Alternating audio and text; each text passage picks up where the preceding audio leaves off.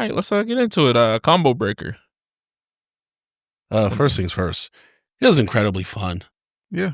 I have to say, if you are even slightly into fighting games, you need to go to at least one major event, Evo, CEO, Combo Breaker, something of that sort. If it's in your area, get the single day pass, go for 1 day. I would say either day 2 or day 3 as opposed to day 1, but you will have a blast. It was so much fun. Why Yeah. not day 1? Like, was it? It's like just because it's just getting started. It's like not really. Day 1, like if you're entering a tournament, it's real. Everyone's pretty much participating in day 1, so you can't really like play a lot on the stations and stuff because a lot of the stations are being used obviously for tournaments and stuff like that. Mm-hmm. Usually, most of the tournament, most people are eliminated by day 1.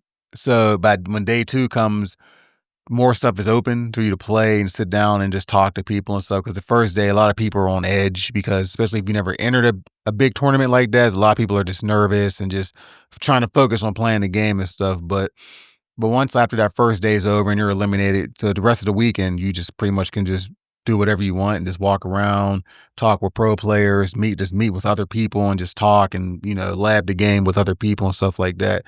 That's all I say the first day is kind of like, it's fun, but it's just like, it's a lot of nerves, a lot of jitters and stuff like that going on for like the first day of them. Like Evo, like, last year for Evo, I was a disaster that first day.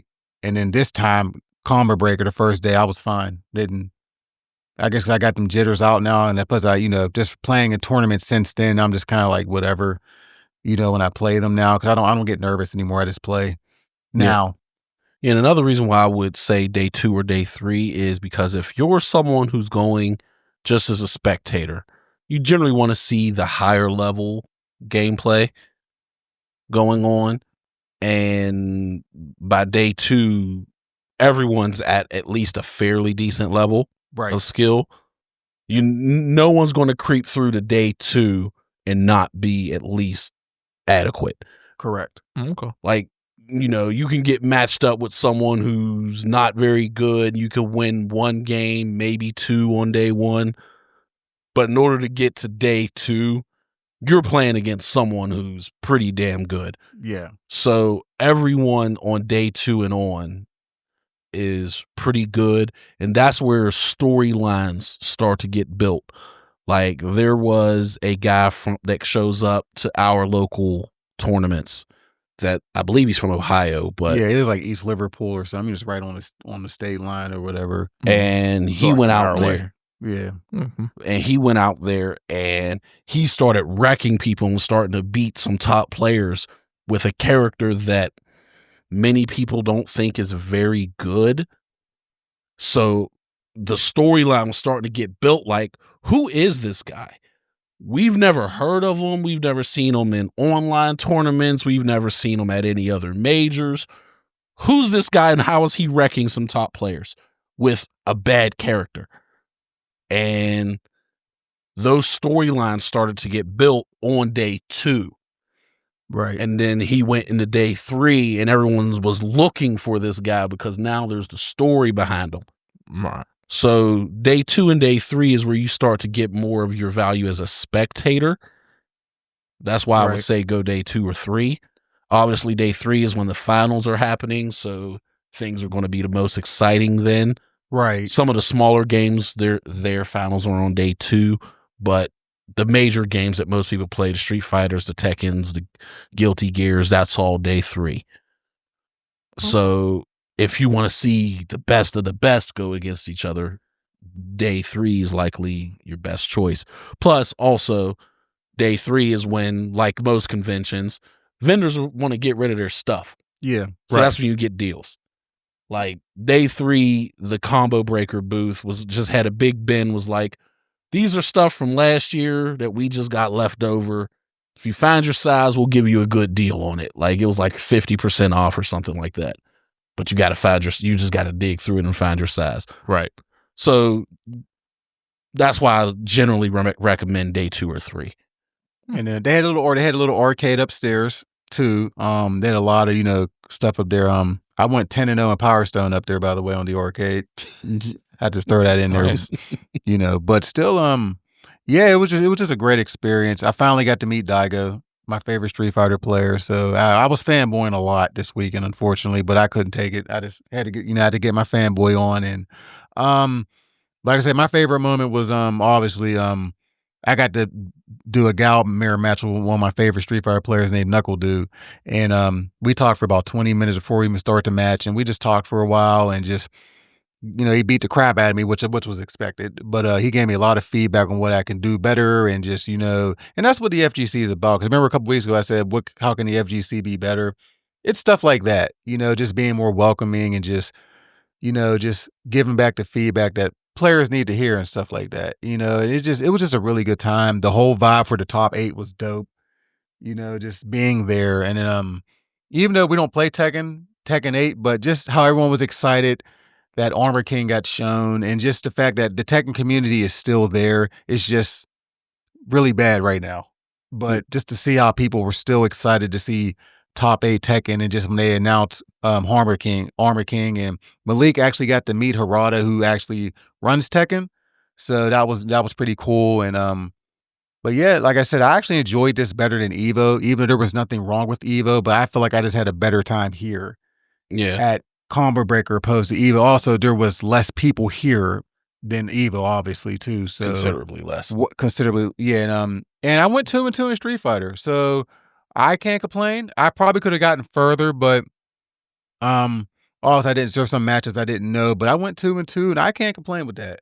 Like I posted my rank when it was like 513th out of 1,280 something, but that's that to me that's not bad. No, it's not bad I at all. can't complain with that. You're in the top half. Yeah. You're in the top 50%. Like that's nothing to complain about. Yeah, so I'm I feel like I could have done better, yes, but I am not upset with where I was at.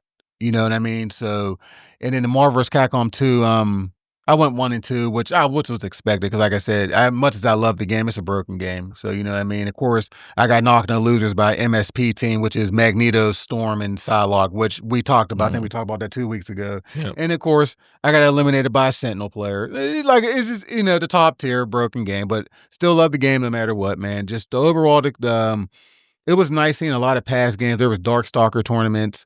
There's a lot of cool vending stuff they had there and everything like that. I actually got a vinyl over there I got a Tekken 2 vinyl I bought out there last week. So, and I got a lot of my favorite pro players to sign my case for my PS5 controller. So, my only issue was, a lot of weed smokers. That was it. Cause a lot of them, they smoke and they would walk past and they just smell it. But I didn't really get no stinky odor people, and you know what I mean? So I walked past a couple. I'm sure they were there, but Musk. but I do agree with like what Malik said. It's something, if you're really big into heavy fighting game, you should go to one of these at least once in your lifetime. If you're big into fighting games, you should go to multiple times. Obviously, yeah. If you're just slightly into them, you should go to at least one. Right. So I don't know where we're gonna go next year. I'm not sure. So I was leaning towards either CEO or Evo again. I don't know. We'll see. We got to see what the Capcom map looks like next year. Is that held in the same place? Evo's always held in Vegas. Well, I know Evo is, but Combo Breaker. Combo Breaker's always in Chicago. Somewhere in the Midwest area, Okay. yeah. Okay. By the way, Chicago skyline was gorgeous. By the way. Yeah, I've heard. Yeah. It was really makes ours look like ours look like crap. Well, ours don't look. Ours looks good going through the tunnel. Coming out the tunnel, our skyline is I'll give fucking you that, incredible. But Chicago's a major city. Yeah, and just seeing like how big it is, and just the Sears Tower and stuff. I was like, this is really dope, And but I'm thinking anything else. A lot of cool cosplays there. Obviously, there were a lot of King cosplays. I've noticed. Yeah, there was a couple King cosplays. Cosplays. One thing that this emphasized for me is we need something like that in this area. Yeah, because we're tired of traveling. Not only just because of traveling, but just think about it. Vegas, West Coast. You got CEO South. You got Combo Breaker Midwest. You got Dream Hack for Dallas. I do know technically we're considered Midwest. I did hear that before. I don't know why, but we are considered Midwest. I know Ohio's Midwest, but we're not Ohio. We're like I've heard we're like borderline because some people consider us East, some consider us Midwest. But like even it's all who you ask. Even in like the battle rap arena, because that's what I first learned it. It was like they was in Pittsburgh and they're like Midwest. I was like, what? I end up looking it up and they're like, yeah, Pittsburgh's Midwest. I'm like, what? Yeah, but we need something here. I wouldn't mind it being in Pittsburgh, but I'd be okay if it was in like Philly, New York. Yeah, Cleveland. Baltimore. Cleveland's a lot closer. Cleveland's 2 hours and 18 minutes away from here. Yeah, so Cleveland will work too. I hate going to Cleveland though. I hate Cleveland. But we need a major in this area, and because I agree, I think it would do well. Yeah, since it's close and it's fairly close to many major cities. It is. You definitely do Baltimore's. Yeah, Baltimore. So, yeah. So I would definitely like a major over here. If I had the money to put up to do a major myself, I would. Maybe if this podcast blows up to extraordinary growth, maybe we can do that. But at this point in time, we can't. But we do need one in this area. I agree. I don't know why I like going to Baltimore. I was last time I was in Baltimore, I was threatened to be shot. So. I like Baltimore. The Inner Harbor's dope. I like that. Well, I went when they were playing the Steelers in the playoffs when Ryan Clark knocked out Willis McGahee. Oh, that was back in 2008, so you was definitely trolling. Oh, I was I'm sure I was in full black and yellow from head to toe. And I remember like we were coming out of the African American History Museum. Right. And this dude like yells across the street and he's like, "Oh, you're brave." He's like, "You wearing that today?" He's like, You probably gonna get shot. He's like, "But you're brave." And I'm like, you know what? I feel more comfortable going to Baltimore wearing my Steelers jersey than going to the Flyers with my Penguin jersey. I hate Philly. Well, I hate everything about Philly. So yeah, worst except the cheesesteak and Johnny Whaley's food. Pittsburgh beat Philly for best cheesesteak, and I will not let them live that down. but Johnny Whaley is out there too. Well, yeah. But his food is by far some of the best barbecue. Even I've ever Sean had in my life. left Philly. Sean Miner? Yeah. Where's he at? New Jersey. Oh, he went. It's right over the river. Yeah, I know. It's their suburb, I guess. Yeah. Mm-hmm. No, back to Cleveland. I'm going in October because my wife's going to a Kevin Gates concert, so I'm kind of got dragged to that. That sounds awful. Yeah, I mean, he has some okay stuff, but all he talked about is sex songs. But he's a weird dude. Yeah, I'm getting dragged to that. But we're going up there. Or we might be going to that Cleveland thing. In the beginning of September, I think it is that Cleveland Comic Con thing or something. Remember I told you about that? Yeah, I know you told me about it.